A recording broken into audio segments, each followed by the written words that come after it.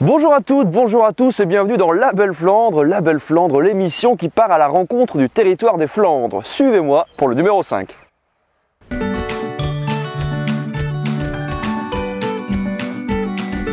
Aujourd'hui, nous sommes au cœur de la forêt de Nieppe, à la Motte-aux-Bois, avec le château que vous pouvez voir juste derrière moi. Je vais vous donner quelques indices sur le premier sujet qui va sortir. 3 indices: insomnie, grenouille, archevêque de Canterbury. Éric Vanneville, historien local, va vous expliquer tout ça.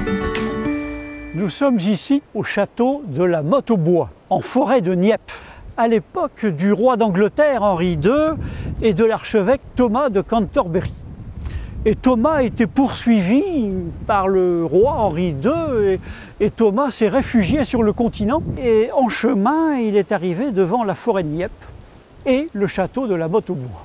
Le comte de Flandre est impressionné, il a quand même devant lui l'archevêque de Canterbury et il lui offre l'hospitalité pour la nuit.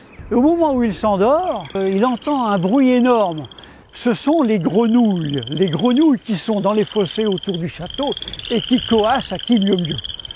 Alors Thomas finit par se fâcher. Il s'adresse aux grenouilles et il leur dit, en anglais, « still », qui en anglais veut dire « calme ». Et en flamand, c'est « stilte ». Et les grenouilles se sont tues. Alors, fait extraordinaire, miraculeux, depuis ce temps-là, dans ce coin de la forêt de Nieppe, on n'entend plus jamais coasser les grenouilles.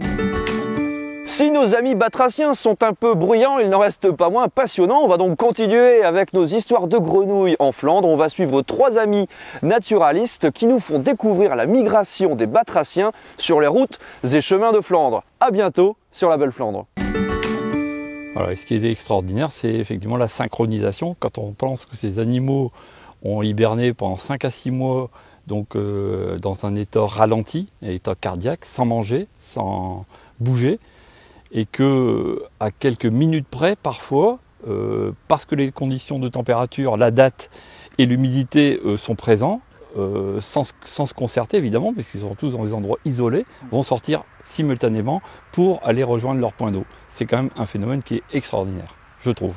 Et là, on recherche donc les salamandres qui sont en train, non pas de pondre finalement, mais d'expulser vraiment leurs larves au bord de l'eau.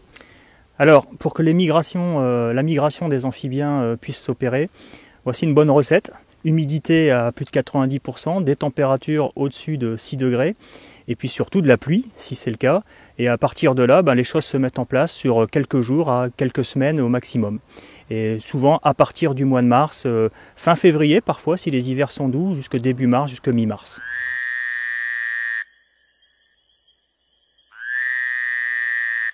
Mmh.